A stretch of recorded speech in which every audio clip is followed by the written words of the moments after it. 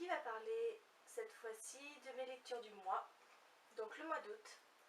J'ai attaqué ce mois d'août avec ce livre, Les larmes rouges de Georgia Caldera. Alors ce livre fait partie d'une trilogie. Donc nous avons le premier tome, Réminiscence, le deuxième tome, Déliquescence, et le troisième tome, Quintessence. Je les ai enchaînés. J'ai lu les trois durant ce mois d'août. Ils faisaient partie de ma palle depuis un certain temps. Ça faisait pas mal de temps que je l'avais, que Laurence me les avait prêtés. Je vais vous parler du premier livre, du premier tome. Parce que je sais pas si en vous parlant du reste, je vais pas vous spoiler le premier, donc je préfère pas en parler, pas trop en parler. Alors, de quoi parle ce bouquin? Pour tout vous dire, quand j'ai commencé ce livre, je n'avais même pas lu la 4e de couverture. Je n'étais au courant de rien du tout. J'ai commencé ce livre. Ça parle de Cordelia, une jeune fille de 19 ans, qui se sent mal dans sa peau, qui n'a pas d'amis, qui a un père assez absent, qui ne s'intéresse pas vraiment à elle, qui l'oblige à poursuivre des études dont elle ne veut pas. En gros, une fille vraiment très mal dans sa peau, qui décide un soir d'en finir. Elle survit miraculeusement grâce à un inconnu qui la sauve, qui va la récupérer dans les eaux. En découle de cela une histoire où son père devient plus attentif, où il décide d'un petit peu de lâcher son boulot qui lui prend beaucoup de temps et de se consacrer à sa fille parce que sa fille va mal et qu'il n'accepte pas qu'elle lâche comme ça la vie et ils disent au revoir un petit peu à tout. Ils décident de s'exiler dans leur maison de campagne, un manoir en bordure de Paris, je crois que c'est un peu plus à la campagne, enfin bon bref. Et Cordelia tombe sur le mystérieux inconnu qui l'a sauvée. Ce jour-là, ce soir-là, quand elle a sauté du pont, elle apprend par la suite que c'est lui qui l'a sauvée. Et donc tout naturellement, elle va aller le voir, elle va essayer de comprendre sa vie, qui il est. Et c'est cette relation entre les deux personnages qui vont faire l'histoire. On apprend peu à peu les liens qui les unissent, la relation qui les unit, parce que finalement il y a quelque chose quand même qui les unit. Et voilà, c'est l'histoire qui va découler de ça. Alors je vous avoue que quand j'ai commencé ce livre avec cette jeune fille qui se suicide, etc., je me suis posé la question sur en fait de quoi on allait exactement parler, de quoi exactement ce livre traitait. Parce que la couverture est quand même assez sympa dans les tons noirs. Enfin, c'est ce genre de couverture qui amène à penser qu'il y a quelque chose de surnaturel. Voilà, que c'est un peu comme les Twilight ou les Maisons de la Nuit. Donc je me suis demandé en fait si ça traitait de loup-garou, si ça traitait de vampires, de fantômes, de zombies, enfin de ce genre de choses qu'on retrouve quand il y a des créatures mystiques dans les livres, un petit peu comme ça. Et quand j'ai vu la 4e de couverture, et ben en fait je n'en ai pas su plus. Et c'est ce suspense qui fait tout le charme du bouquin. Parce que tout le long du bouquin, en fait, on cultive ce suspense, on ne sait pas vraiment qui est ce mystérieux inconnu, on ne sait pas vraiment. Et c'est pour ça que je ne vais pas vous spoiler le livre et que je ne vais rien vous dire sur ça, parce que c'est ce qui fait son charme et c'est ce qui m'a plu dans ce livre. Et c'est pour ça que je le recommande, parce que vraiment, Georgia Caldera a une écriture super fluide. Les descriptions sont juste magnifiques. Les manoirs victoriens, les habits, non, c'est franchement une lecture super agréable. C'est pour ça d'ailleurs que j'ai enchaîné avec le tome 2. Le tome 2 qui approfondit encore plus la relation de Cordelia et de l'inconnu, en allant beaucoup plus loin. Voilà, parce que le premier tome c'est vraiment les prémices, on comprend vraiment ce qu'il est dit, je me répète un petit peu. Dans celui-là, voilà, ça coule de source, on voit un petit peu les relations que peuvent avoir les gens, hein, même si ce ne sont pas des personnes normales. Et bien sûr, le troisième tome, alors j'ai peut-être eu un peu plus de mal avec ce tome, déjà il est un tout petit peu plus épais. Bon, c'est pas, il n'y a pas grand chose de différence, mais bon, 630 et quelques pages. Où c'est... Pourtant, l'histoire est bien, hein. Quand on finit le tome, ça clôture bien la trilogie, franchement c'est parfait. C'est juste que j'ai eu un petit ras-le-bol, je pense aussi un petit peu, parce que la 3 d'un coup ça faisait trop. J'ai voulu tout lire d'un coup et je pense que j'ai eu un petit ras-le-bol des personnages. Parce que même s'il y a des hésitations, des machins, bon. Mais bon, franchement la trilogie est vraiment très bien. Moi j'ai beaucoup apprécié ma lecture. J'ai vraiment apprécié ma lecture. Donc je le recommande. Les larmes rouges de Georgia Caldera. On évolue. Ça stagne pas, il y a toujours une évolution constante dans ce bouquin. Je vais vous présenter ma quatrième lecture qui n'a rien à voir. Hein, je pars du fantastique et je me retrouve dans un policier. Donc c'est Celle qui en savait trop de Lee-Wun Barclay. Alors ça c'est un livre que j'ai acheté d'occasion. Donc ça c'est l'édition France Loisirs. On en trouve quand même pas mal hein, dans les brocantes et tout du France Loisirs. J'ai pas mal de Lee-Wun Barclay dans ma bibliothèque parce que j'apprécie beaucoup cet auteur. Il sait mettre le suspense là où il faut. On est quand même assez souvent happé dans l'histoire, qui parle souvent de disparition. Je dois avouer que je crois que tous les livres que j'ai lus, à chaque fois il y avait une disparition. La disparition d'une femme, la disparition d'une famille entière. Bref, je crois que c'est son truc, les disparitions. Et là, ça ne change pas. C'est l'histoire d'une jeune femme, Keisha. Jeune femme, je sais plus, enfin elle a un enfant. Keisha, qui gagne sa vie en arnaquant les victimes. En fait, elle se fait passer pour une voyante qui va voir les familles de personnes qui ont disparu. Et donc elle propose ses services pour retrouver cette personne disparue. Et puis la plupart du temps, en fait, c'est simplement pour redonner un petit peu d'espoir aux familles. Donc ses prédictions, c'est un petit peu du grand n'importe quoi, mais bon. Elle joue sur les sentiments, donc ça marche toujours. Elle arrive très très bien à arnaquer les gens. Et elle en a fait son business. Jusqu'au jour où elle se présente à un homme, un mari qui a fait des appels un petit peu partout, aux médias, etc. pour retrouver sa femme.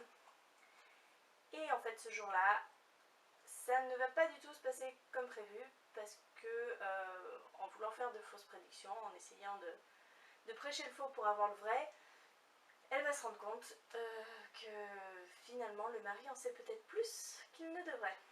Je dois dire que ça n'a pas été une lecture désagréable, mais bon après c'est pas la lecture du siècle. Pour ceux qui aiment les policiers, c'est un bon livre. On ne sait pas trop où ça va mener, parce que c'est vrai qu'on sait assez vite ce qui s'est passé pour la femme disparue, mais il y a quand même pas mal de rebondissements. C'est pas vraiment ce qui... Oui, on se doute de quelque chose, et puis on a la confirmation assez vite, donc on se dit mais l'auteur veut aller où exactement? Parce que là on sait déjà ce qui va se passer, comment il va encore me faire 200 pages pour ça? Et puis l'histoire rebondit, et au final on est bien pris dans cette enquête, même si c'est pas vraiment une enquête, mais on suit quand même le personnage de Keisha avec attention, on se demande ce qui va lui arriver. Donc une bonne lecture, même si ça m'a pas transcendé, et c'est un bon moment que j'ai passé avec cet auteur que j'apprécie toujours. Livre numéro 5. L'analphabète qui savait compter, de Jonas Jonasson. Alors vous connaissez sûrement cet auteur pour un autre de ses livres. ça c'est son deuxième livre. Le premier livre, c'est Le vieux qui ne voulait pas fêter son anniversaire. Il y a eu un film dessus. Je n'ai pas vu le film et je n'ai pas lu le livre. Malheureusement, j'ai commencé avec le numéro 2. Ce livre-là, donc L'analphabète qui savait compter, aux éditions Presse de la Cité. Je ne sais pas si vous connaissez le visuel du vieux qui ne voulait pas fêter son anniversaire, mais c'est le même. La même typographie, le même jeu des couleurs, sauf qu'à la place de la danseuse là sur la bombe nucléaire, nous avons un vieux. Habillé en cochon rose, il me semble, avec la tête du cochon posée à côté. Bref, donc je n'ai pas lu le premier. Je commence cet auteur avec son second livre. Et je dois dire que je vais m'empresser de lire le premier. Enfin, son premier livre, parce que j'ai beaucoup apprécié ma lecture. Je partais pas du tout confiante. Je savais que le premier livre avait eu un succès immense. Mais celui-là, il ne m'inspirait pas plus que ça. Je me suis dit que ça allait pas être une lecture très légère. Bon, le livre est pas gros, hein. Et au final, j'ai été bluffée. Parce que il y a tellement de situations improbables. L'histoire se construit sur des choses mais complètement aberrantes. On se dit, mais c'est pas possible, on peut pas avoir une telle poisse ou de telles histoires n'existent pas. Et pourtant, ce sont des histoires complètement délirantes, mais qui peuvent se produire dans la vraie vie. Même si en accumuler autant, c'est pas permis, je pense. Donc c'est l'histoire de Numbeko, une petite fille née en Afrique du Sud durant l'apartheid.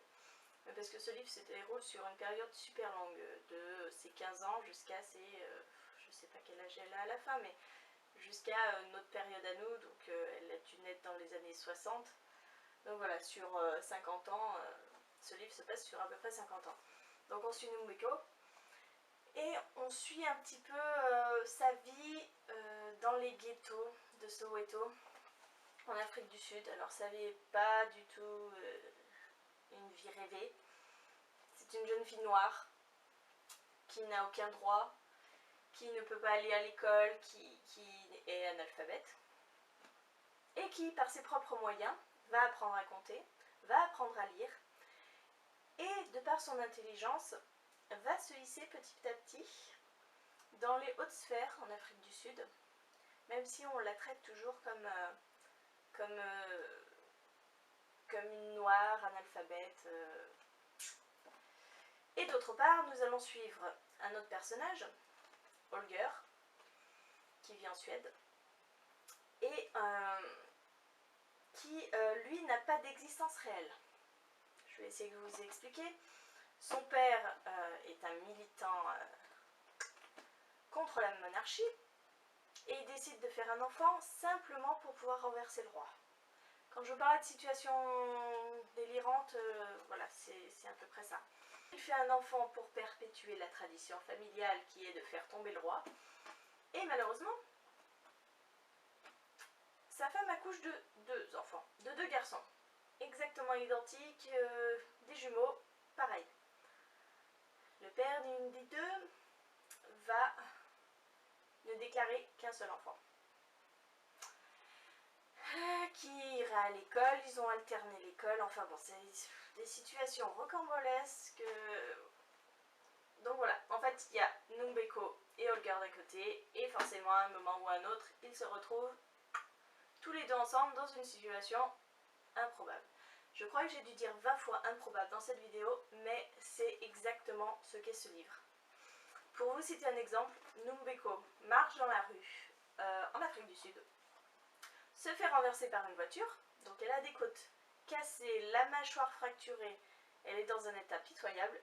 Bien sûr, c'est un blanc qui conduit la voiture, c'est un ingénieur. Au procès, Numbeko va avoir droit à 7 ans de peine pour avoir cassé la voiture du blanc. Voilà. Donc 7 ans à travailler pour le blanc, non payé bien sûr. c'est improbable. Mais c'est la ségrégation, c'est l'Afrique du Sud, c'est... Mais je vous conseille ce livre parce que y a vraiment un humour noir, ça je l'avoue. Mais c'est super bien écrit, ça coule de source, même dans des situations révoltantes, on se dit que elle va réussir à se retourner, qu'elle va réussir. On a de la peine pour elle, on a de la peine pour Holger, mais c'est ce qui rend ces personnages super attachants. J'ai essayé d'avoir dans ma palle le numéro 1, le premier livre, parce que cet auteur, franchement, j'ai trouvé qu'il avait une intelligence et un humour particulier, mais on passe un bon moment en lisant ce livre. Ah, je change du tout au tout. Je suis désolée, je vais plomber l'ambiance. J'ai fini mes lectures. D'ailleurs, j'ai encore... Voilà. Par Si je reste de Gail Forman, aux éditions Pocket Jeunesse. Ah, je l'ai fini hier, donc c'est super frais dans ma mémoire. Et puis je crois que je l'ai lu en 2h30. Ouais, il est petit. Que dire? Que dire? Autant on passe un très bon moment avec l'analphabète qui savait compter.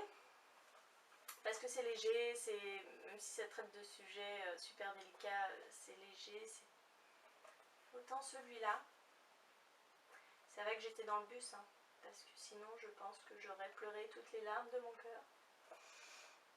Mais je dis pas qu'il est pas bien, hein. Je dis juste que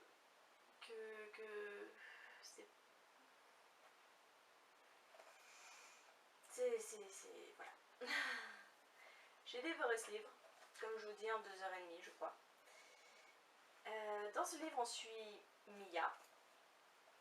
Mia, une jeune fille de 17 ans, passionnée par la musique. Elle fait du violoncelle. Et Mia et toute sa famille, ses parents et son petit frère, ont un accident de voiture en allant voir des amis à ses parents. Et Mia se retrouve à regarder son propre corps.